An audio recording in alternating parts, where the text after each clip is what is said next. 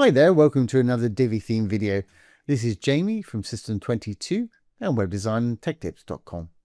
We got a fun one for you today. Divi introduced a great new table of contents module here, and we've set up a little sale page here where you can scroll between your different categories. We've got on sale items, belts, dresses, pants, shirts, shoes, and as you can see, we can scroll and jump to any of them using this great little module here. Really easy to do. And if I go back to the page here on tablet and mobile, I've actually put the table of contents on the bottom side, so you've got the nice top area for showcasing the actual products themselves. There's tablet, similar on mobile. Really easy to do, absolutely no coding involved whatsoever, just using the great new features of the Divi 5 theme here. So let's go ahead, we'll start a new page and start from scratch.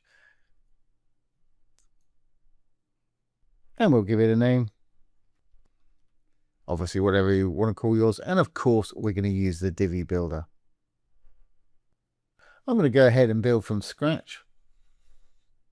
As usual, Divi puts in a blank section for us, prompts us to add a row. We've got our little header and footer visible there in the builder. I'm going to add a new row. I'm going to put a single column in it. I'm just going to use this for my title. So let's go down and find a heading module. I'm going to use this for my category name. I think my first one was on sale. And obviously decorate yours how you want. I'm just going to pop mine in the middle. It's a heading text. I'm going to leave it as an H1 because that's what I'm going to select with my table of contents, and I'll show you why in a moment. And obviously you can change these to whatever you want. I want it to be bold, in the middle, uppercase, perhaps a little bit bigger than that. Let's make it, say, 42 for no apparent reason. Let's make it even a little bit thicker than that. Make it ultra bold. There, you're not going to miss that. Fantastic. Now I'm going to add another new row. Again, I'm just going to use a single column. And in this, I'm going to use a simple Woo module to pull in whatever category I want. So here's our Woo modules down the bottom. And of course, you need to have some products created before this is going to work for you. So I'm going to use a simple Woo products module. Product count, well, I don't want more than 8 in mine. Column layout, let's give it 4 on desktop. Order's fine. I'm going to go down for a product category up in the product type here, and let's choose on sale. We call this one. That's going to work perfectly for me. So we've got that there. Okay, now that I've got this, I'm going to just copy this section. I'm going to hit the duplicate. 2 little squares to duplicate. And we'll find we've got the same thing underneath. Let's change this one to perhaps belts. Or obviously whatever you've got on your site.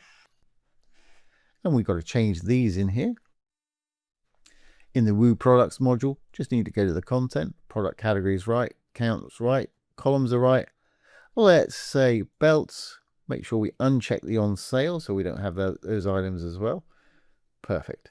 Now I'm just going to continue doing this down the page till we've got several categories that we can scroll to. So I'll pause the video here. So here we have it. I'll just save my changes and show you what we got on the front end. We've got our little on sale items. We've got 4 belts. We've got 4 dresses or 5 dresses there. We've got some pants, some shirts, and some shoes. Now we're going to create, as you saw, that little table of contents. We're going to put it in fixed position so we can scroll up and down to our little sections with ease. Now I've got to explain this for anybody that doesn't know. I'm going to go down to my dashboard here. Before any of this is going to work, and this is obvious to most people, you have to have installed WooCommerce, which is a free plugin for selling items. Once you've installed it, you actually need to create some products. As you see, I've got plenty of products here. Shirts, shoes, bags, belts, etc. They've got their categories over here. Some of them are in multiple categories. Obviously, they've got prices and things like that. And that's what we're pulling in with our Woo modules. So you have to have this all set up first before any of that Woo modules is going to work for you. Now, I know most people know this, but there's some people out there that are not sure what's going on.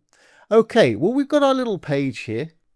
And as I mentioned, we've got our little sections. So we want to scroll between them. So I'm going to roll down to the bottom. I'm going to add another little row right at the bottom. Down to the bottom, little green button to add a new row. Again, I'm going to use a single column. Inside, I'm going to put the new table of contents module. So if we scroll down, it's in alphabetical order. There's our table of contents module. And if we look at it, it's actually picked up everything that's on our page. And what it's doing is picking up the titles. Remember when we put this title in, it was an H1. So it's picking up the H1s for the title. And then these, if I inspect them,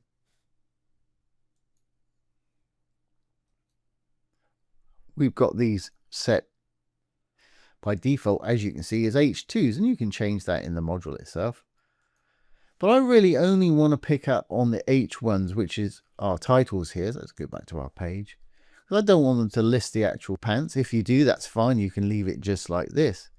I just want ours to pick up on the H1s. So we're in our table of contents here. Here, under the content, it's telling us it's selecting H1s, H2s, and H3s. Well, I don't want the H2s, so let's get rid of those. So we're just left with our headings there for our sections, which works for me. Obviously, adjust yours to taste. Up here, I'm just going to say shop or whatever you want to say. I'm going to roll down a little bit. I'm going to give mine a background color. Just going to make it a dark grey. You sort of got that theme going on this site. Great. And I want a bit of padding. And obviously, I don't want it as big as this here. So let's go over to our design now. For the actual title text, I can't see it because it's a dark color up there. I'll leave it on the regular font. Let's make it a color we can actually see. There we go. And again, I'm going to make it bold. And I'm going to capitalize it as it's a pretty big title up there. Now I want to add a bit of padding either side. And I want to shrink this whole thing down. So let's roll down a bit more to our spacing down here. Let's try 20 pixels all around. Top, bottom, just hit the chain. It'll do the opposite side. If you've done the top, it'll do the bottom. If you do the left and hit the chain, it'll do the right view. That's okay. But like I say, we want to shrink this whole thing down. So I'm not actually going to do that in the module. But while we're here, I will add a little bit of box shadow on the bottom. Just lifts it off the page a little bit. I'm going to go into my row now to shrink this down. The green tab for the row. Over to design and sizing. Let's try, well, we'll try 200 pixels. I think that's going to be too much. So we'll say 200 and PX after it. Hit enter. Yeah, I can probably go down. I want it as skinny as I can have it so they can read and tap on there. Let's say 120. May not be enough there. Actually, I think that's going to work. You can read everything. Longest word's got plenty of space there. But of course, we don't want it on the bottom right here. I want mine on desktop on the top left-hand side. So while we're still in the row, make sure you're in the row to do this, or else you'll be left with an empty row on the bottom. I'm going to go to the advanced. I'm going to go to position. I'm going to flip it for relative to fixed. And that will disappear. Well, it hasn't actually disappeared. It's actually gone up the top here. It's kind of hiding under our little header. So we need to give it a bit of an offset. On the grid, you can choose where you want to put it. Top left, middle, right in the middle of the page, right down the bottom, wherever you want to put yours. Top left works for me, but obviously we need to pull it down under that header up there. So with the vertical offset, I'm going to bring it down by 150 pixels. That's okay. And while we scroll down the page here, or up the page in this case, you can see it's staying exactly where we want it. I'm going to put it slightly off from the side there, just a little bit as well. So let's give it a little bit of horizontal offset. Make sure we're in the row again. Here's a horizontal offset.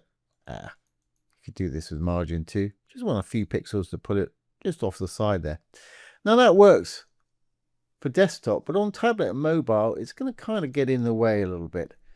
And you might notice it's actually going behind our products there, which is not going to work. We need to change the actual Z index of that to pull it on top of our products here. So if I put it there where it's behind, you'll notice down below the horizontal offset, there's a Z index. Let's flip it back to desktop. So it'll do it on all devices. If I start putting a few 9s in there, say put 4 9s in there, hit enter, gives it a very high Z index number. Now for anybody that doesn't know what a Z index does, it dictates what modules stack on top of other modules. A module with a Z index of 5 will always appear on top of anything with a Z index of 4 or lower. So that's the way it works. That's why we needed to do that. So now we've done that, let's just make sure we click off of it. We'll flip back to our tablet version, roll down. You'll see that it's actually on top now, which is exactly what we want. But as I mentioned before, for the tablet and mobile version, I'm going to have it on the bottom right hand side there, so it gives them enough room to view all our nice little products, and it'll be similar on the phone here. I think that's going to work nicely. Now, of course, let's check this out, make sure it's all going to work on the front end. So we'll save our changes here. Let's get rid of our preview and our products. And we'll preview on the front end again. And here we have it. And this is a great idea for a sales page or special deals or anything like that. You can add any categories you want. So on sale, well, that's the top there. Let's try down dresses. We don't have to put any anchors or in there. Shirts. It's going a little bit high for me. I'd like it to stop right there or somewhere around there so they've got the actual title. Really, it should be on the top of our section. So we can add a bit of offset just to double check here. Yeah, the belts are coming into view, but they're just a little bit high there. We're not getting the title. Now, because the shoes is on the bottom there, it's actually working. This is really easy to fix. We'll just go back to our desktop mode. In tablet or mobile mode, it's just going to happen on tablet and mobile. If you do it on desktop, it'll filter down to all of them. So what we're going to do, make sure we're in our table of contents module. As we can see here, we're over in our advanced. If we flip back to our design here in the table of contents, go down to our scroll, we've got scroll offset. Now mine, when it's scrolling, it's coming in, if I roll back up, sort of like, right, we can't see the title. So it's just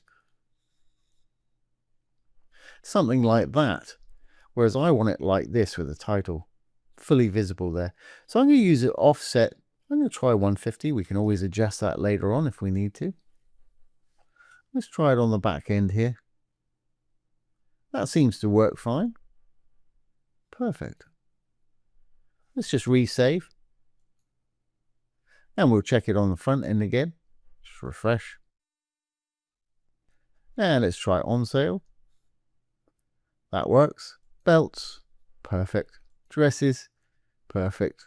Pants, just in the right position there. Shirts and shoes at the bottom. Absolutely fantastic. Really easy way for your customers to get around and see the things that you want to sell them. And this system is great because you don't have to use anchor tags, no CSS code or anything like that. It's all within the fantastic Divi Fire theme itself. And of course, on tablet and mobile, on tablet, we've got it on this side. Gives them enough space to be able to look at the images. And of course, they can scroll up and down with their finger. Titles are all appearing in the same places. And on mobile, similar thing.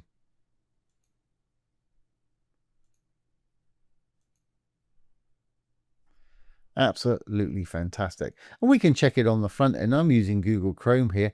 If I hit my F12 key, we've got the inspector tools as you've seen here. Let's flip it to mobile devices. Just hit this little toggle right there. And if we look on iPhone perhaps, we've got it right there. Works absolutely perfectly. And you can adjust it a bit more if you need to. Let's have a look on an iPad Air. Down that side. And again, that's going to work flawlessly. Fantastic. So there we go, guys. I hope you've enjoyed this today and found it useful. If you have, please give it a thumbs up, ring the bell, comment, share, and subscribe to our YouTube channel. Don't forget, if you have any questions, either about Divi 4 or Divi 5, pop them down below. I'll do my best to answer them if I can. I do get some questions down there that some I don't understand what the question is, and some I can't fix whatever the problem is. But if I can fix it or help you out with something, I'll do my best and make a little video like this one. So once again, this has been Jamie from System22 and webdesignandtechtips.com. Thanks for watching. Have a great day.